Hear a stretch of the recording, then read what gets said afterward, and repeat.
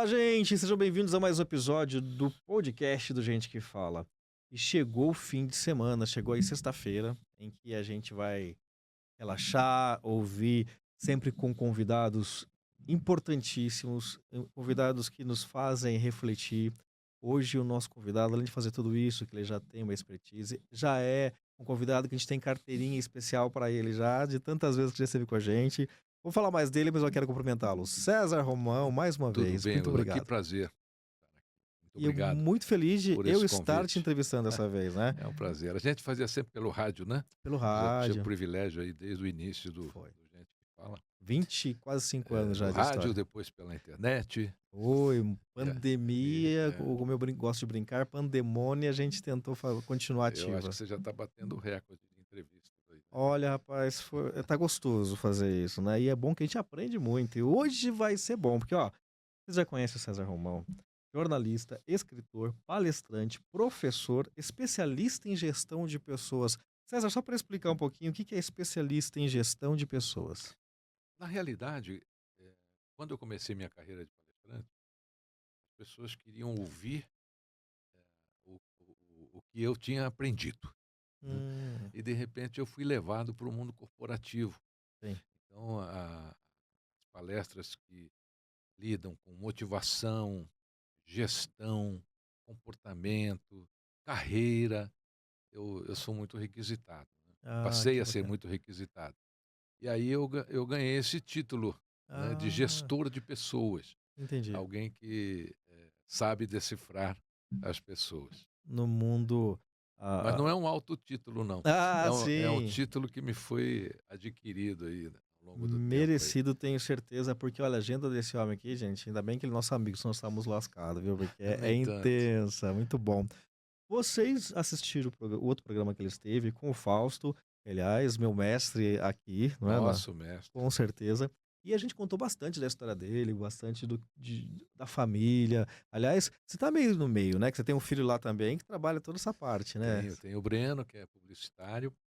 Tem o que ele cuida de toda a minha mídia social, né? Tem o Arthur, que é veterinário dos bons também, Dos né? bons. E tem o Igor, que é empresário. Ah, que bacana.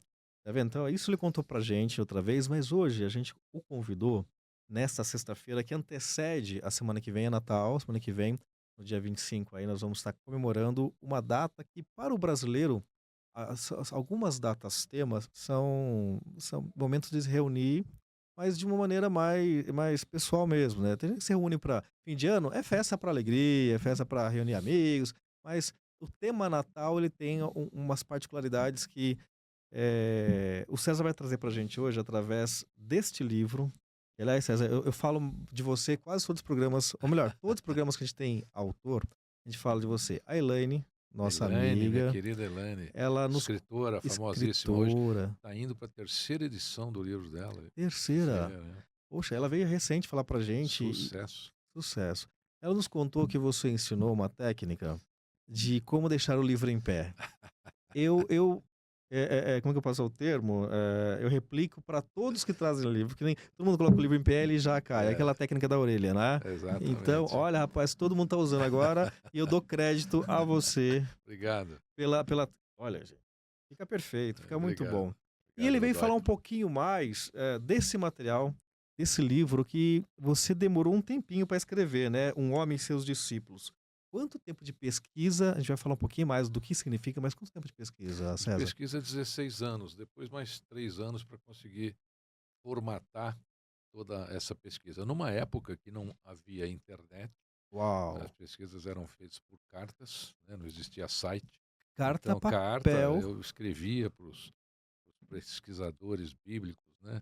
E tinha que esperar a resposta. A resposta também demorava para Tinha que ir para os chegar. Você correios e mandava tudo, uma né. carta para os Estados Unidos, 2 meses para chegar lá na época, né? Puxa Então foi vida. por isso que o livro também demorou muito tempo, porque nós não tínhamos essa agilidade que temos hoje. O livro Um Homem e Seus Discípulos, ele trata dos bastidores da vida de Jesus, traz alguns fatos muito interessantes sobre a vida de Jesus, que não estão nos evangelhos, mas estão registrados em outros documentos.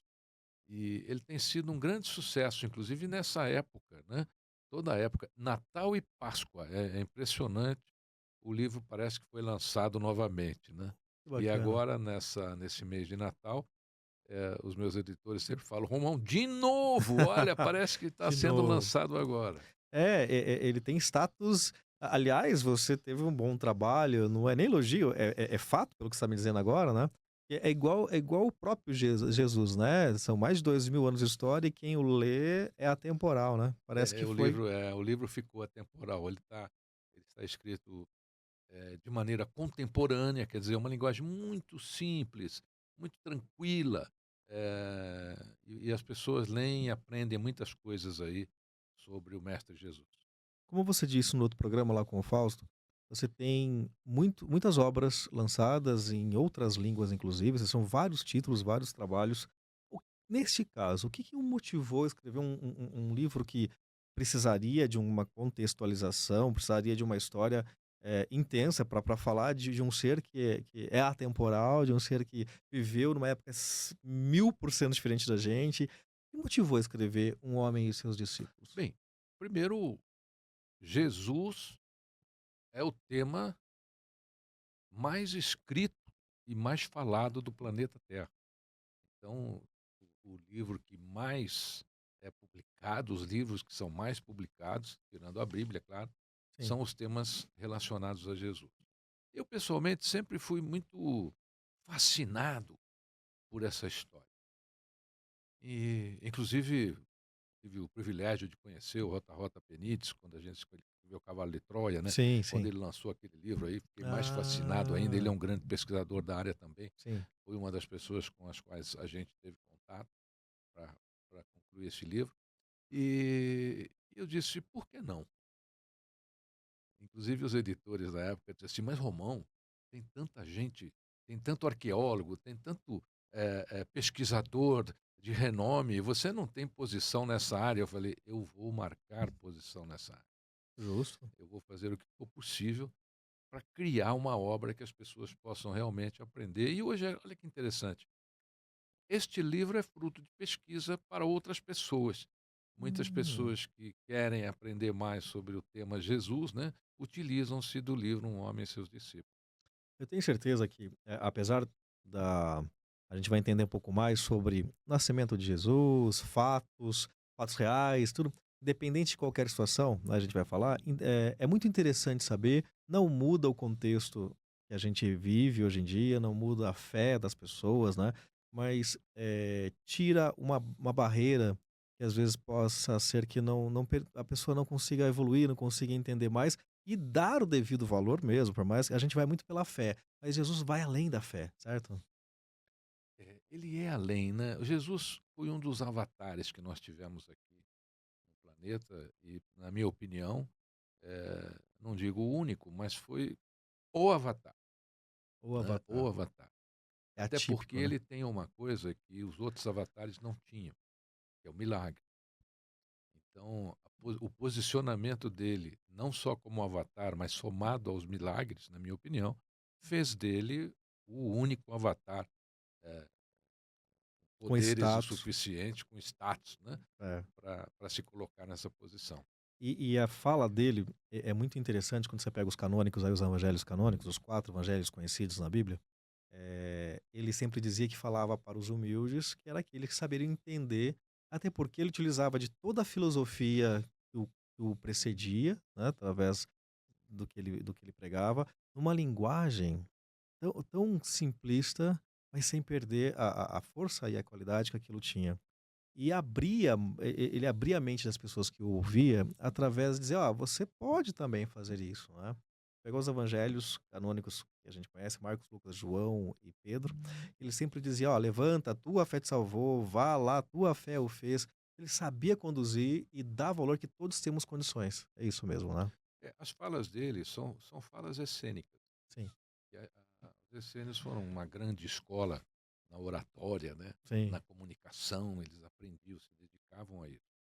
A outra questão, quando você disse, Godoy, que ele falava para os humildes, quer dizer, na realidade, humildes seriam aqueles que estavam dispostos a ouvir, não tem nada a ver com posição social. Isso, A perfeito. palavra humildade vem do humus, que significa aquilo que fertiliza a terra. É. Então, as pessoas que estavam dispostas a fertilizar, quer dizer, fazer transformações no planeta, Sim. eram as pessoas que ele se dirigia. Quer dizer, então, se você quiser transformar o planeta, eu tenho aqui uma maneira para isto. E apesar do seu poder, ele tinha esse poder, ele tinha uma coisa interessante, porque, por exemplo, no milagre do poço de Siloé, ele passa o barro Os olhos nos do olhos, né, e pede para o cidadão ir lá lavar. Ele não precisava fazer isso, né. não Ele precisava. põe a mão no olho, mas Acabou. já tinha curado, quer dizer, ele envolvia em ato de fé até pelos milagres. Todos os milagres dele, vocês podem notar, né, você, nossos telespectadores, que havia um envolvimento. Sim, Ele sempre pedia para a pessoa o milagre da multiplicação, por exemplo, sim, dos né, pães e dos ele peixes. pergunta aos discípulos: o que temos?", Que temos né, e eles falam: 5 5 pães pães e e 2 2 peixes". peixes. Olha que interessante, Godoy. Se não tivesse nada, ele não podia fazer a multiplicação. Tinha que haver alguma coisa. Ah, Se o cesto tivesse vazio, o que ele iria multiplicar? Não tem o que o multiplicar. vazio só, né. Então, nesse momento, o que ele ensina a nós? Me dê algo que eu vou multiplicar. O que é esse algo? É a sua fé, a sua crença. Quer dizer, se você me der a sua crença, eu vou multiplicá-la. Eu vou mostrar a você que ela é poderosa. Na visão do César Romão, o que é fé? A fé é o telefone de Deus, né? Então, é a nossa grande ligação com o universo. A fé, ela tem duas partes, né? A parte mais simplória, que é essa de, eu tenho fé, eu vou conseguir, né? Aquela coisa toda. É, Motivacional? mas tem a fé científica, que inclusive é comprovada através de estudos do nosso cérebro. Sim. Inclusive agora eu estou me formando em neurociência, depois de 20 formações acadêmicas, Opa! eu estou me formando agora esse mês em neurociência e tenho Parabéns. dedicado uma parte a isso, inclusive, o Ah, estudo da fé, o efeito do estudo da fé no cérebro humano.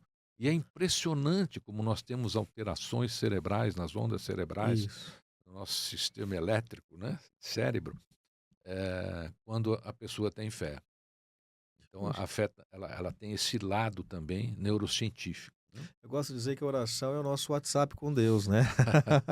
Trazendo para a linguagem de hoje, porque através, eh, eu digo o seguinte, qual é a qual a oração mais difícil de ser feita? Na minha visão, na minha opinião humilde aqui, é o Pai Nosso, é a mais difícil. Por quê? Porque a gente sabe aquele texto decorado, e muitas vezes a gente não percebe que a gente faz 7 compromissos com Deus ali, não é, e não cumpre às vezes nenhum dos 7, não é. E quando você se oportuniza a entender, a contextualizar aquilo que você está falando, as coisas mudam bastante. Aí acho que vai nessa questão, da parte científica, porque você quando consegue realmente viver aquilo que você está falando, você movimenta teu corpo em todos os sentidos, né. Eu ouço uma música, eu me arrepio, tem tudo isso, esse envolvimento que o cérebro permite que o corpo faça. Jesus era uma pessoa que nem tudo era inspiracional, ele se preparava. Sim. Por exemplo, o Sermão da Montanha, ele levou 40 dias para elaborar, né, pra pensar em tudo aquilo, apesar de ter 12 minutos apenas, né, o O Sermão da sermão, Montanha. eh, Mateus fazia os relatos, o ajudava a escrever, a corrigir, né, o Pai Nosso, ele levou um bom tempo também para elaborar Essa eu queria que você me não é contasse. algo instantâneo, inspiracional, né. Jesus tinha os seus meios de comunicação com o Pai Eterno e daí também vinha muita inspiração dele. Agora, o que que nós fizemos com isso, né? O Pai Nosso, por exemplo, ele deixou de ser uma oração para ser um balbúcio, entre aspas. As pessoas eh, falam, Isso. Palavras replicam, falam, é. mas não sentem. É. Eu vou te dar um exemplo bem simples. Hum. O meu filho, que é veterinário, fez primeira comunhão e nós estávamos na igreja no dia da primeira comunhão, acabou a relação, a igreja, o estacionamento ali no Brooklyn, ele é solidário, quer dizer, você chega e na Hum. hora que você sair, você tem que esperar todo mundo sair, porque não Ah, tem lugar demarcado, as pessoas não sim, chegam, que é normal. Acabou a missa, todo mundo sai no sim. mesmo horário, a É, igreja fecha Você pode esperar 5 minutos ali que você vai tirar o seu carro. Isso. E aí quando acabou, muitas daquelas pessoas que estavam balbuciando dentro da igreja, começaram a discutir no estacionamento. É, Aí o meu filho, ouviu olha nada. só, disse: "Pai, mas eles estavam rezando". Então, nós temos uma distância muito grande, entre o que fazemos, o que falamos e o que pensamos. O meu maior desafio, Godoy, ao longo da minha vida, sempre foi andar à sombra das minhas palavras. Eu acho que esse é o maior desafio de todo mundo. Acho que é de todo mundo é dizer Então, isso. quando você fizer o Pai Nosso, você tem que seguir esses passos e fazer disso uma sombra para as Por suas isso que eu digo, é palavras. uma oração extremamente difícil É. de ser conduzida, porque quando você proclama aquilo mesmo, você está assumindo um compromisso. Você fala assim, perdoar como eu perdoo. Você não perdoa, Pois você é. continua guardando a mágoa. É aquela questão, né?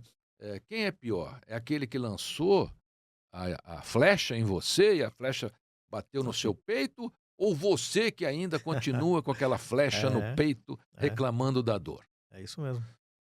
A maioria das vezes a pessoa que lançou essa flecha, pegando a tua analogia, nem o fez pra esse peso todo, mas você guarda ela tanto que você fica lá mexendo pra Às ela ficar vezes ela nem doendo, né. lembra mais que ela deu uma flechada em Sim, você, sim, né? isso é muito comum. E quando a gente diz um trecho dessa oração, que diz assim: "Santificado seja o vosso nome". O nome do ser criador aí, eu gosto de uma versão que dão para o nome de Deus, que é o supremo arquiteto do universo, que eu digo, tá tudo aí nessas 3 palavras, né. É usado para qualquer coisa, então você acabou de fazer o Pai Nosso, meu filho, né. Você sabe, eu vou contar para você porque Jesus, por exemplo, entrou no barco de Pedro. Hum, Só sim. tem uma razão, Hã, né? Porque o barco estava vazio. Porque se o barco tivesse cheio de de peixe, peixe. Pedro não ia deixar ele entrar. Ele não precisaria ter vindo. Então, pegando aqui uma carona na sua colocação, se você quiser ter Jesus no seu coração, na sua mente, o seu barco precisa estar vazio. É, Você precisa se esvaziar dessas dores todas, dessas mágoas todas, e contemplar realmente o lado divino que nós temos. Então, as pessoas estão de barco cheio e querem que Jesus entre. Ele não vai pisar não no seu tem barco se espaço. estiver cheio de peixe. É isso Quem mesmo. são os peixes? São Seus essas atos e mágoas, ações, seus né. atos. Gente, vocês viram aí, né, muita coisa boa aí nessa fase que nós estamos vivendo, o clima natalino, né, faz a gente refletir, principalmente no contexto religioso, a importância de Jesus como um ser crístico, né. Eu queria entender um pouquinho agora, voltando um pouco ao seu livro, você mistura um pouco de ficção na história, como é que é isso? Você com as pesquisas bíblicas, as pesquisas históricas, artísticas e sociedades secretas, é tudo isso num lugar só? 16 anos tem coisa boa, hein. É tudo isso. Não existe melhor maneira de contar algo se não for através de uma metáfora. Então, o livro ele é mais do que uma história. Ele é uma metáfora. Hum, Uma metáfora que leva as pessoas a refletirem que era justamente a maneira que Jesus usava para poder fazer as suas pregações. Era tudo em formato de metáfora. Tudo, sem exceção, tudo era sempre uma metáfora. inclusive, eu me permita uma leitura rápida, César, e tá na descrição do seu livro para quem vai adquiri-lo, tá escrito assim, gente, ó: "Em Florença, ao observar o quadro Adoração dos Magos, de Leonardo da Vinci", aliás, uma obra extremamente linda e conhecida mundialmente, né, o arqueólogo, Ruiz ou Ruiz? Ruiz. Ruiz, se vê estranhamente fascinado pela obra. Aí tá aqui a obra, o pessoal já tá vendo aqui. O que Ruiz não poderia imaginar é que a chave para aquela perturbadora atração poderia estar, na figura de Aqui. Akin, um jovem à margem da tela. Eu confesso que eu fiquei Vamos olhando essa apontá-lo aqui? eu falei: "Puxa vida, É eu não esse quero aqui. errar". Esse aqui. Ah, tá. E que aquela história desse jovem aí, então, é isso? Se entrelaçaria com a sua própria vida. O que quer dizer esse texto, É César? assim, o Akin, ele teria sido um quarto rei mago que nunca chegou a encontrar Jesus. Então, os Hum, 3 reis magos, Gaspar, Baltazar e Melquior, encontraram Jesus. isso. Aquim seria um quarto rei mago que partiu em busca desse encontro, mas nunca chegou. Ele levava muita coisa para entregar a Jesus, ao menino Jesus. Mas ao longo do caminho, ele foi se atrasando, porque ele encontrava pessoas carentes e ele ia cuidando dessas pessoas carentes, né? Puxa, olha que interessante isso. E por isso ele foi considerado o quarto rei mago. Ele só consegue chegar até Jesus depois que Jesus foi crucificado. Ali encontra Jesus mesmo Uhum. nessa ação. Ele chega a Jesus depois que ele foi crucificado, ele não chega a ver Jesus. Ah, depois da É, ressurreição, enfim. tudo. Daí no livro existe uma narrativa histórica, né, que diz que uma das aparições de Jesus Foi a ele. teria sido para Aquim depois da crucificação. Ó, e nós estamos falando, pensando na história dos Reis Magos mais conhecida, que dias após o nascimento dele, os Reis Magos chegaram com os presentes. Nós estamos falando do nascimento de Jesus, ele encontra Jesus depois da morte. Se tiver um contexto correto de 33 anos, só conseguiu. Exatamente. É isso mesmo? E quando ele encontra, ele não tem mais nada para oferecer. Então ele fica Ah, triste, mas ele já está em estado de miséria, né, uau, humana. E, e ele tem uma visão de Jesus. E quando ele tem essa visão, ele diz: Mestre, eu me atrasei. uau, E Jesus responde a ele: Não, de todos os reis magos, tu foste o quarto, uau. porque ao longo do teu caminho você me deu muitos presentes. Você ajudou os meus pequenos.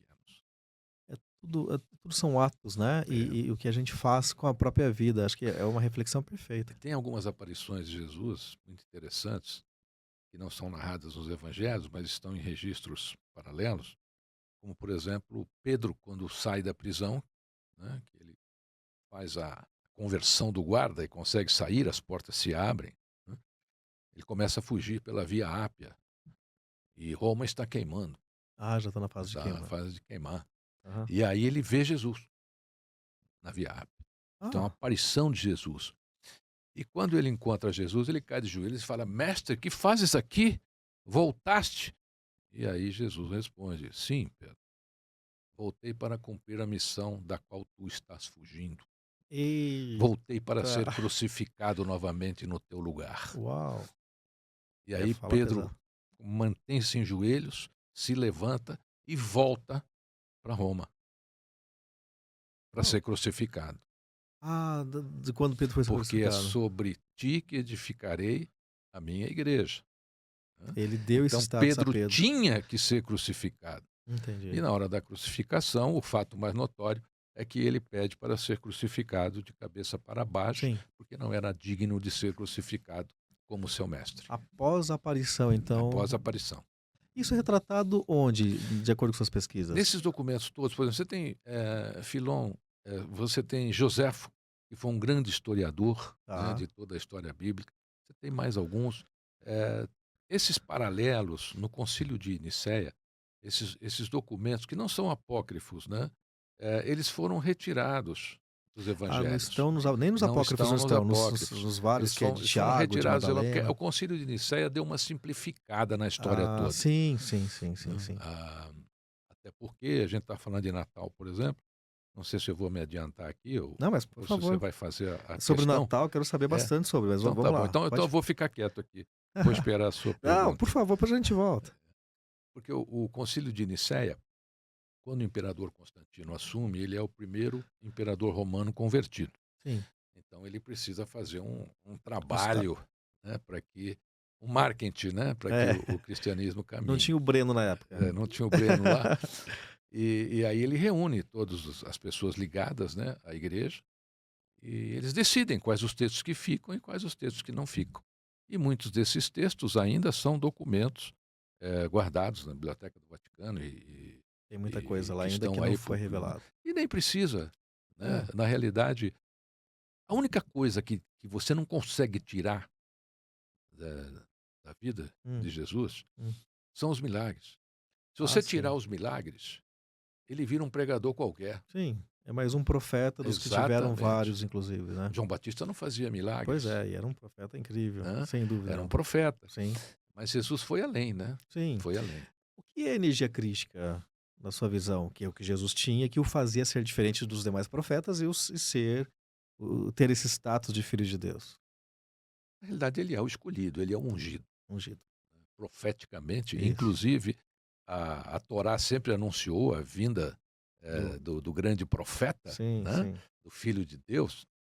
Aliás, ele cumpre a profecia da Torá quando ele é crucificado. Porque naquela época, olha que interessante, não é? A Torá fala da vinda de Deus, do Cordeiro de Deus, né? E que quando o Cordeiro de Deus viesse, nenhum osso lhe seria quebrado, seu corpo não seria tocado.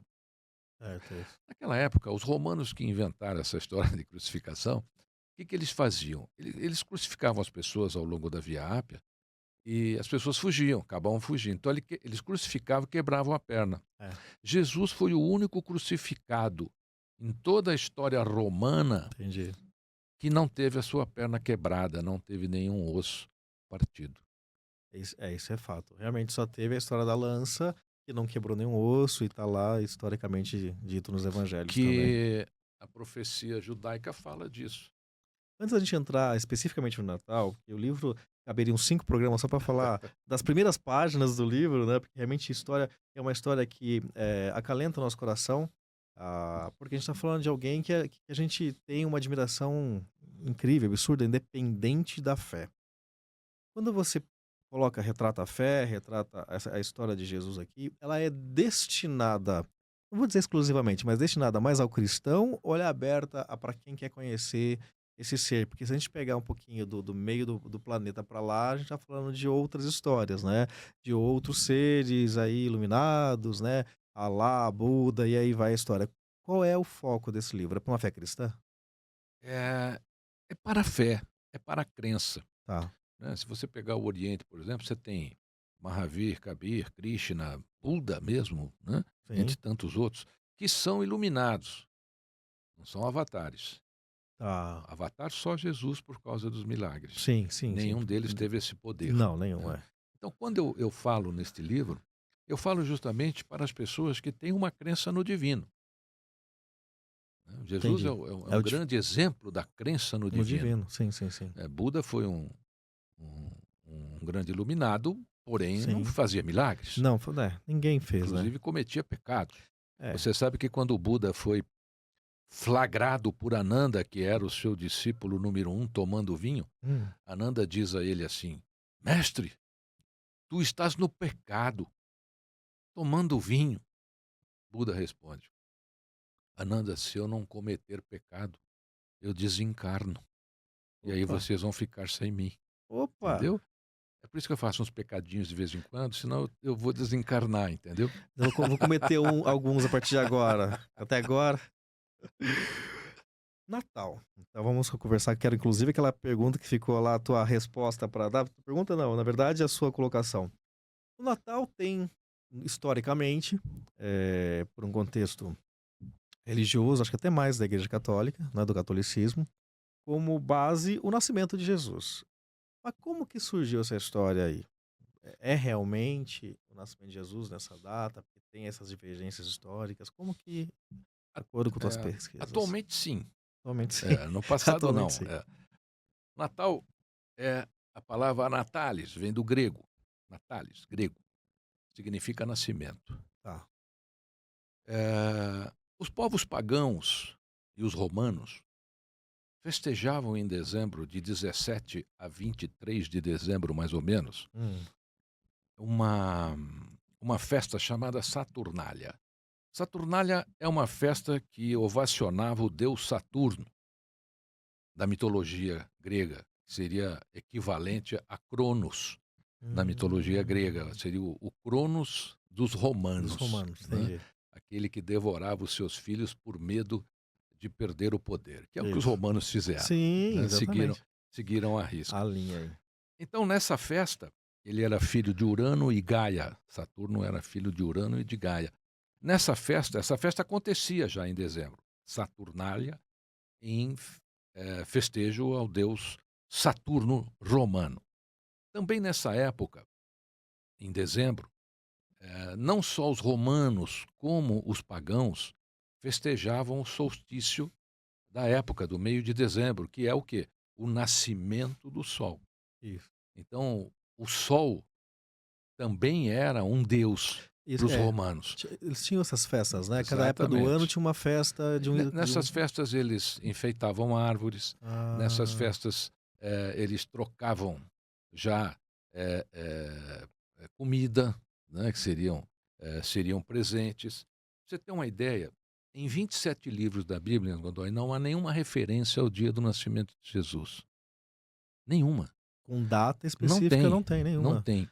A coisa mais aproximada, por exemplo, você pega o livro de Tiago, o Evangelho de Tiago, por exemplo, ele fala da infância, mas não fala do nascimento. A data mais aproximada de Jesus seria, na minha opinião, uma que eu encontrei nas pesquisas que eu fiz em Santo Agostinho na época. Porque Santo Agostinho tem uma frase que ele diz assim: ele nasceu e subiu aos céus no mesmo dia do seu nascimento. Se você fizer a conta de 9 meses, Jesus nasceu em 25 de março e foi crucificado em dezembro. Então, Então, Santo Agostinho, na minha opinião, ele tem essa vertente. Inclusive, existem orações que nós fazemos e nem percebemos. Ele nasceu e ascendeu ao céu. verdade. As igrejas fazem essa oração. E de março até dezembro são 9 São meses. 9 meses. Nasceu nossa, interessante. Agora, tem a questão Porque ele foi crucificado em março. em Ele março. morre em março. De Entendeu? acordo De acordo com com, as com as festas. festas que aconteciam na época. No século IV, o imperador Constantino, para tornar o cristianismo um pouco mais popular, porque havia uma caça ao cristão, né? Tanto é que a história de Saulo, né, o caçador de Sim, cristãos, que se sim, sim. tornou Paulo, Paulo de foi um Tarso. grande evangelista, Sim. combatia o bom combate, né? Nas cartas As cartas apóstolos que ele apóstolas. escrevia para mandar para cada. Constantino resolve cristianizar um pouco mais essa religião. O que ele faz? Ele junta o nascimento de Cristo às festas pagãs e à própria Saturnália. Então, o Hum. Natal passa a ser comemorado no século IV através dessa junção de datas. Tem a questão também do recenseamento que acontecia na época, que, segundo algumas coisas que a gente viu, de repente nem é tão verdade então, no dia que eu tua fala, que hoje se tu mora aqui em São Paulo, independente do teu cidade de nascimento, você é recenseado aqui em São Paulo. Lá você tinha que voltar para tuas cidades natais, é isso mesmo? O recenseamento existiu, ele está registrado. Agora, olha que coisa interessante. Se este fato for real, Hum. do recenseamento, Jesus nasceu no dia 12 de setembro. Era em Por setembro. quê? Ah. Porque outubro e novembro você não conseguiria voltar para Jerusalém por causa do tempo. Tempo Hum. muito ruim, calor em excesso e muito bandido, muito ladrão no caminho. Então, em outubro, novembro e dezembro, ninguém, na época do recenseamento, e é simples, né? É como você fazer excursão hoje para um lugar. Você é assaltado no Louvre hoje. No Louvre. Você é assaltado em qualquer ponto turístico. Pois é. Na época, Godoy, era a mesma coisa. Quando Ah. havia o recenseamento, as pessoas evitavam outubro e novembro e dezembro. Por quê? Porque elas poderiam ser assaltadas, era perigoso, além do calor excessivo. Se essa teoria do recenseamento é real, Uhum. Maria e José teriam chegado A Belém. a Belém nessa data, então Jesus nasceu dia 12 de setembro, que é a data do final do recenseamento. Licenciamento. E dizia que chegaram lá, todos os hotéis e afins, né, estavam todos lotados, por isso foram para onde foram, enfim, eu quero te perguntar sobre isso também.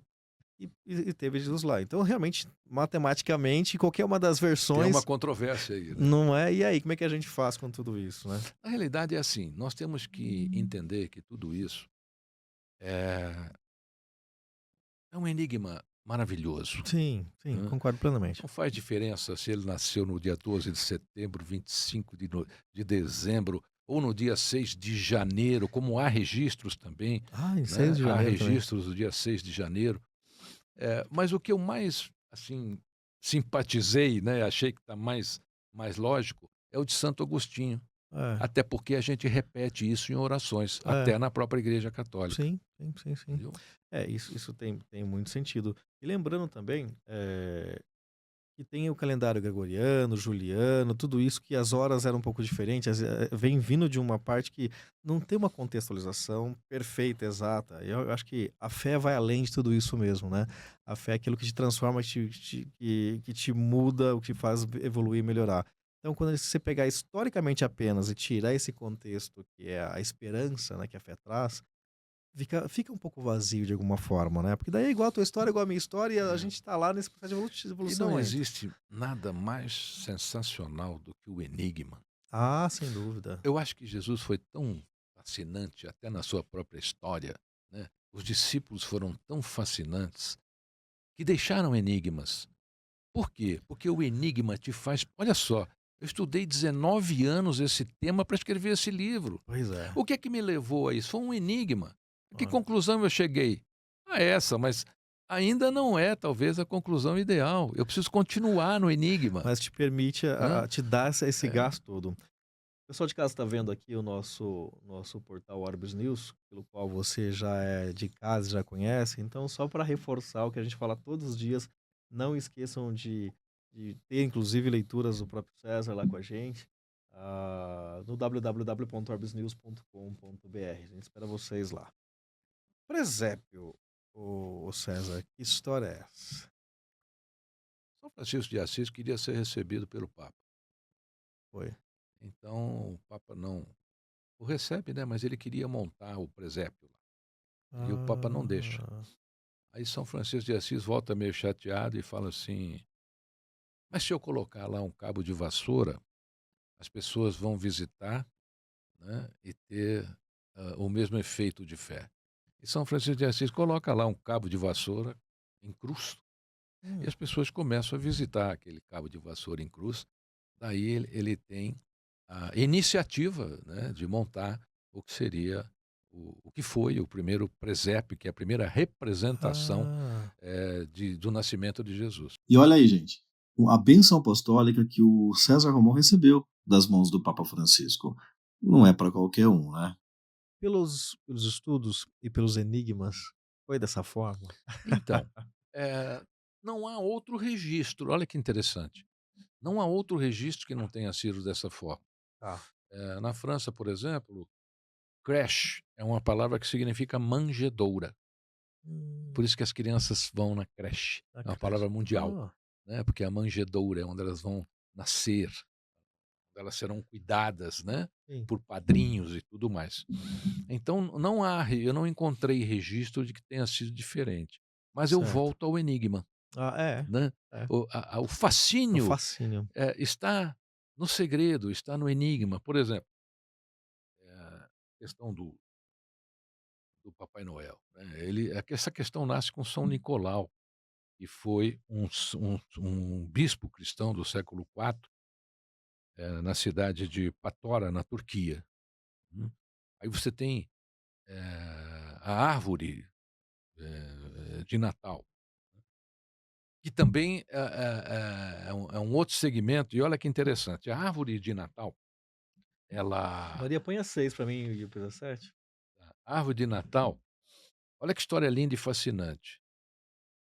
A árvore de Natal, ela nasce do seguinte, nos países mais baixos, você também tinha essas festas no solstício, Tá. né, na Alemanha e todos aqueles países onde você tem neve hoje.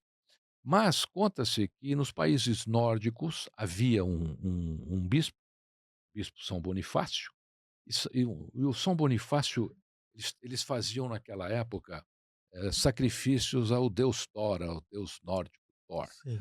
né. Aham. Aliás, essa cara do Papai Noel, nas pesquisas, ela vem de Odin, que Odin era Ah, retratado com essa barba, com ah, esse é? manto. Põe a verde. 7 aí, Maria. O manto era verde, né? Não Era era nem verde, vermelho, era o verde. vermelho eu vou te falar, você vai A falar gente por vai quê, eu falar. já sei também. Mas então tinha essa Odin, se você característica. pegar as imagens de Odin, é mais ou menos a cara do Papai Noel. E era verde, que E isso é um era fato verde, que interessante era de o você manto colocar. dele, que era a cor dos nórdicos, né? Então, São Bonifácio entra numa festividade dessa e vê uma criança sendo sacrificada para o deus Thor. Ele fica furioso com isso, pega um machado, hum, e numa machadada só, ele derruba um carvalho. Uau. Aí ele olha para o carvalho e diz assim: a partir de hoje, a árvore será o símbolo Tá. Então do acontece. Natal. E volta, Maria, na foto anterior da árvore. E o enfeite ali das bolinhas, tudo isso veio Nessa época, depois? não, nessa época eles já faziam isso. Daí tem. Eles Hoje já faziam fogueira, Tá, já colocavam enfeites nas árvores, tá. mas aí o que que passou? Graças a São Bonifácio, as pessoas dos países nórdicos passaram a ter dentro da sua casa uma árvore para simbolizar a festa ao solstício, ao Uhum, deus uhum, Sol, uhum. né. Sim, E sim. nós entramos nessa carona, na realidade, Sim, né, sim. principalmente aqueles que viram uma oportunidade de vender essas árvores. Coisa de Tá. americano, né. Coisa americana. Inclusive o vermelho, você vai me contar daqui a pouquinho, a gente já sabe que é coisa americana, né? Chegou o Prevente Mais. Ampla rede credenciada e em constante expansão. Cada parceiro reflete o nosso padrão de cuidado. Um atendimento acolhedor e de alta qualidade onde você estiver. Mais médicos, mais laboratórios, mais hospitais. Prevente Mais. Cuidar bem é entregar mais. Eu queria só voltar um pouquinho antes, ainda na história de Jesus, porque a gente vai falar um pouquinho do Natal, porque meio que comercializou tudo agora, né? Jesus ficou segundo plano, né? Em muitos casos, não é isso? É, infelizmente, né, mas a gente muda isso com esse programa aqui É e um com prazer outros a aqui, gente com consegue. Você certeza. sabe que Martinho Lutero, ele foi o primeiro a distribuir presente para criança e ligar o Natal à criança. Olha que interessante. Por quê? Porque Lutero queria que as crianças tivessem um olhar crístico desde pequenininho. Então Tá. ele viu nisso uma maneira das crianças, se ligarem a Jesus, comemorando o aniversário de Jesus. Então a ideia de presentear alguém na data do Natal, né? Vamos mudar o contexto, veio de Lutero. Veio de Martin Lutero, Ah. porque e começou com as crianças, Tinha um né. contexto, que fala, a gente tenta ler tudo e a preocupação de ler algo que não é verdade, né, e depende de difundir isso, em que o correto não era, agora é, né, virou-se as coisas diferentes contadas tantas vezes se tornam verdade e absolutas, né.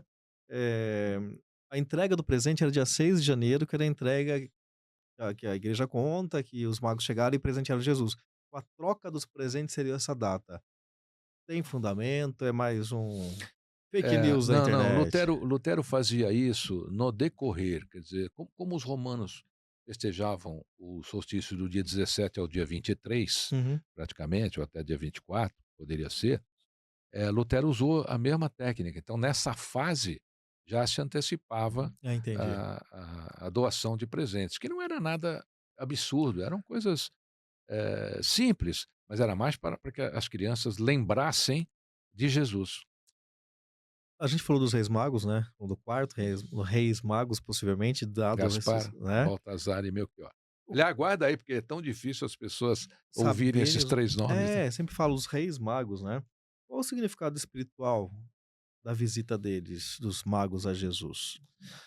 O nome já diz, né, eles eram, astrônomos, eles eram magos, eram os magos da época, Tá. liam os planetas, né. Hum, A visita deles, na realidade, seria uma bênção universal, porque cada um vinha de uma parte. Os presentes também foram muito significativos, ouro, porque incenso e mirra. foram coisas que ele teria que usar a vida inteira e ele usou, né. Hum, Jesus, embora isso não há registros bíblicos, né, ele tinha alguém que o apoiava, que era Filon de Alexandria. Ele tinha o Judas, que era o contador dele, então eles tinham contexto de dinheiro. Até porque, veja, como é que alguém viaja como ele viajava sem nenhum dinheiro? não, não Tinha que existe. ter. E os Tinha que, denários, as tinha que ter. moedas Então daí específicas. vem a questão do ouro. O primeiro depósito que Jesus recebe foi de um rei mau, que foi o ouro, né. Hum. A Ah, mirra sim. é o que ele usou, Sim. né, como incenso, né, para acender candeias e todas as outras coisas. E O esses inc presentes tinham um significado que o acompanhou a vida inteira. sim, o incenso seria, de repente, entre aspas, "a fumaça", mas enfim, o que eleva a Deus, o que sobe o pedido a Isso, Deus, seria isso, isso mesmo. é. Então tem todo um significado que e Maria nessa história toda? Como é que foi a figura de Maria na vida de Jesus e para a história? O problema dela começou quando o anjo Gabriel chegou, né. Então, Aí ele, chegou e falou: "Minha filha, você vai ter um filho". imagine você naquela época, uma jovem, né, não Sim, casada ainda, sim, José já tinha casamento, já tinha filhos, né, isso. e de repente ela concebe uma criança. O bonito de tudo isso é que ela aceitou, cuidou e fez o seu papel. E José também, né, José ambos. foi além, Ele né. foi além, porque Ele foi tão além que existe uma parte da Bíblia que você nunca mais ouve falar de José. Você quer levantar um tema polêmico, é como morreu José. boa perspectiva de olhar, É porque polêmico. realmente não tem, Não né. há não É, há não há não há registro bíblico, né. aham. Inclusive eu encontrei em algumas pesquisas que José, ele era chamado na época em grego de tacton. Tacton é pedreiro, é alguém que fazia coisas em pedra, Hum, mesa de pedra, cadeira de pedra, que é mais lógico, do que né, do que marceneiro, carpinteiro, carpinteiro. marceneiro, é mais lógico do que carpinteiro, Aham. porque não tinha tanta madeira naquela época É. para você trabalhar tudo isso, mas tinha muita pedra. Se você pegar, os Ah, arqueólogos vêm descobrindo agora aí várias cidades, né, que estão abaixo lá de Jerusalém, você vê que é tudo em pedra. A mesa é de pedra, cadeira é de pedra, a cama é uma pedra com sim, é tudo palha em pé. cima, Sim, sim, né. sim. Então esse é um ponto legal, quer dizer, ele não teria sido carpinteiro, Ter sido pedreiro. mas sim pedreiro, porque ele Hum. trabalhava com pedra, tanto que as referências o chamam de tacton. A gente vai falar um pouquinho mais sobre Natal, mas eu queria voltar um pouquinho. A gente não tá nem saindo do livro, na verdade, mas é muito bom ter esse contexto histórico. Além do Natal, você retrata também a Páscoa aqui. O que que a gente encontra desses estudos seu aqui no livro? Então, você tem 2 vertentes, né, da Páscoa, né, a saída dos judeus, que na realidade o fato que liga Jesus à Páscoa, ele era judeu. Ele era judeu. Né, Aham. e ele fazia essas comemorações, né, ele Aliás, era alguns nomes importantes da é, história eram judeus, né? exatamente. Então, tanto que ele era chamado de rabi, rabino, né, então. Isso. A Páscoa, na realidade, foi a consagração de Jesus. Quando eles estão, o que Leonardo da Vinci chamou de a última cena, né, a última ceia, Sim, né, sim. veja, ele descreve praticamente todos que estavam àquela mesa. Ele já sabia do seu destino. Já, Ele já. já tinha conhecimento do seu destino. Eu vou abrir uma polêmica no seu programa agora, Godoy. Opa, eu adoro Aham. isso. Eu tenho uma perspectiva de que Judas talvez tenha sido o mais corajoso de todos os discípulos.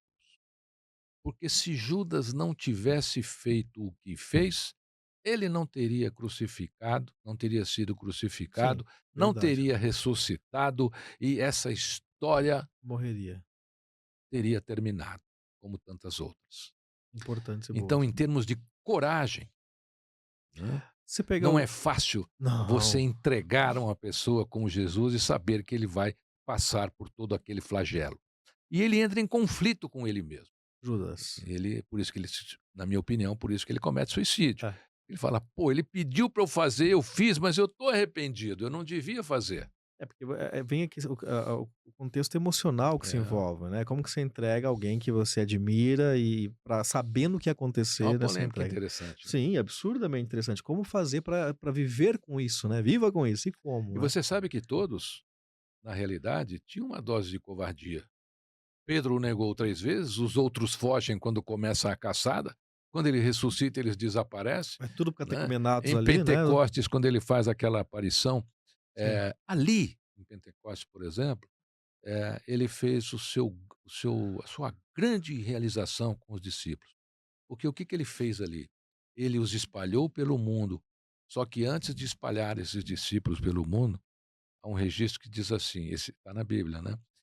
E todos saíram falando em outras línguas. Sim, sim. Naquele momento, ele ensina espiritualmente a todos falarem em outras línguas, em Uau. grego, em espanhol da E todos época, se né, até o entendem. latim, porque cada um ia para um lado. Sim, Como é que você vai chegar na Grécia, por exemplo, sem eles falando falando português, grego, não né? vai dar certo. Bom, tem muita coisa boa para vocês lerem aqui no livro, pessoal. Então, para eu adquiri-lo, César, como que a Todas gente as faz? livrarias, a Amazon hoje é um grande caminho, né? Sim, hoje Recebe em casa. e o bom é que ela vende de todo mundo, né? É. Ela tá facinho, E né? preço maravilhoso, nem eu sei como a Amazon vende a esse preço. Ah, é? Que bom. Hã, Natal, voltando um pouquinho nessa época que nós estamos, a gente brincou aqui que o americano transformou o Papai Noel em vermelho. Por quê? Na realidade é assim, tinha um americano chamado Thomas Nast. Ele foi o primeiro a ilustrar essa imagem do Papai Noel, baseado inclusive nas imagens de Odin retratadas Sim, nos livros sim. nórdicos. Aí tem um outro americano chamado Clement Clarke Moore. Ele se baseou num poema que contava a história do Papai Noel. Era um poema, era uma ficção. Ele Hum. ele pegou para ele esse poema que não era dele, ninguém sabe quem escreveu isso, Ah, ninguém que sabe. retrata esse poema retrata o Papai Noel exatamente assim, porque o Thomas Nast ainda pinta de verde, ele segue a A a tradição tradição nórdica, né. nórdica. E o Clement Clarke Moore, ele pega esse poema, que é exatamente essa história, Papai Noel, a rena, né, a Lapônia, o Polo Norte e essas coisas todas. Em 1930, todo mundo disse que foi a Coca-Cola, mas não foi só a Coca. Em 1930, pegam esse esse desenho, né, de Moore, com esse poema, a Sears e a Coca-Cola. A Sears faz uma campanha, inclusive colocando uma pessoa vestida De Papai de Papai Noel. Noel, como diz o poema, Aham. né, e a Coca-Cola lança um comercial, na época estava chegando na televisão, ela lança Um um comercial, marketing era total. preto e branco. O comercial era preto e branco, você não podia saber É, na época se era é, vermelho ou não, é, né. E você sabia que era vermelho por causa da Sears, que você via o Papai Noel lá entendi. na Sears. Então, e logo em seguida, em 1937, é aí que acho que deu o boom, né, o Charles Howard criou uma escola de Papai Noel, porque todo mundo queria pôr Papai Noel para fazer arrecadação de fundo no Natal. E aí ele cria aí, dá uma difundida, né, Mais uma nessa escola. história, do Papai Noel. Ou ele seja real ou não, Sim, né, o fato é que esse cara faz com que a gente pense em Jesus nessa data, né, que a gente, retome os nossos valores, princípios, erros e sim. tantas outras coisas que deixamos de fazer. Eu trouxe uma sugestão pra gente falar, e eu acho que também é polêmica, né, bem simples, porém polêmica. As pessoas ficam mais bondosas no Natal? Em 1982, o Papa João Paulo inseriu a árvore de Natal no Vaticano. Não tinha. Ah, até 82 não Até tinha. 82 não tinha. Uau! E quando o o Papa Bento, em 2004, falou pela primeira vez, vocês vão lembrar, vai lá, ele fala numa árvore de Natal. Hum, Então, o Vaticano também percebeu a sensibilidade que uma árvore de Natal, né, ou um Papai Noel pode trazer nessa data.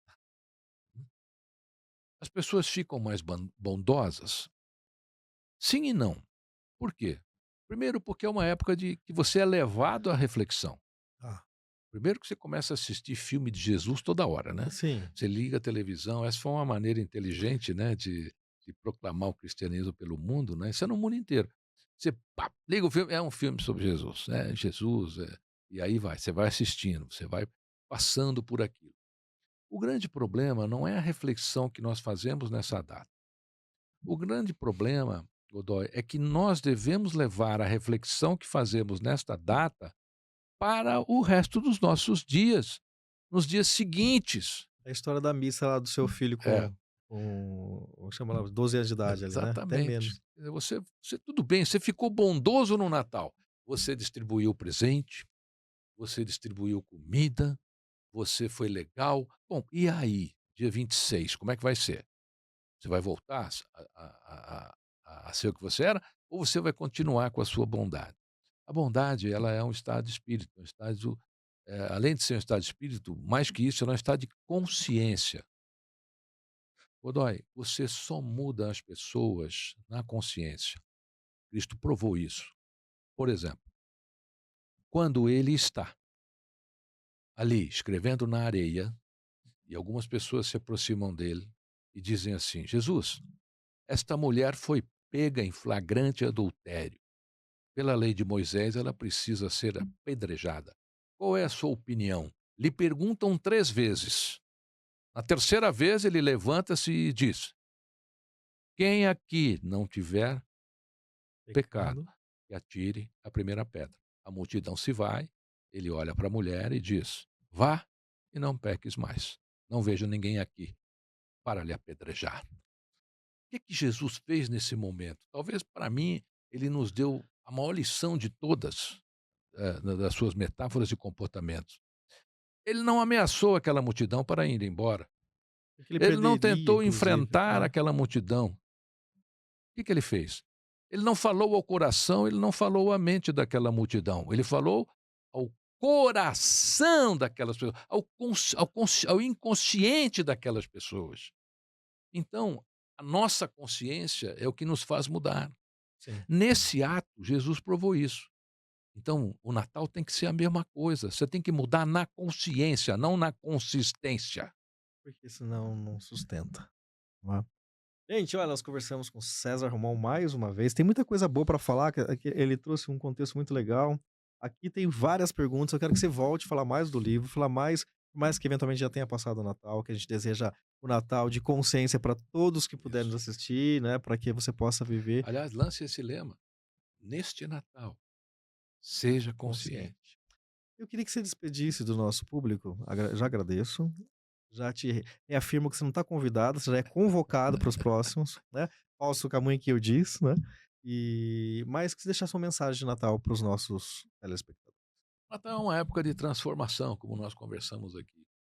Então, neste Natal, se transforme. Seja uma pessoa melhor. Seja mais gentil. Natal é tempo de gentileza, mas essa gentileza tem que continuar. A gentileza é algo que está em extinção hoje no mundo inteiro.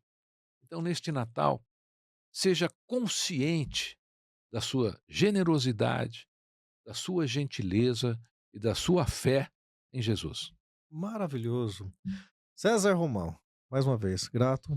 Hoje eu aprendi muito com você e quero ter a oportunidade de ouvi-lo mais vezes através dos nossos textos, né? Através dos nossos artigos e dos seus livros. Já tem matéria para o próximo livro já. Sempre tem, né? A gente que escreve está sempre fazendo algo para o próximo livro. Né? E você já tem o que fazer nesse fim de semana, que antecede o Natal, para você viver essa verdade, entender, independente de contextos, importa viver a verdade, né? A busca da verdade, a busca. A gente aprende mais no caminho do que no destino. Segunda-feira a gente tá de volta. Obrigado por ter ficado com a gente aqui. E ó, final de semana já tem o que fazer. Valeu, gente. Até mais. Tchau, tchau.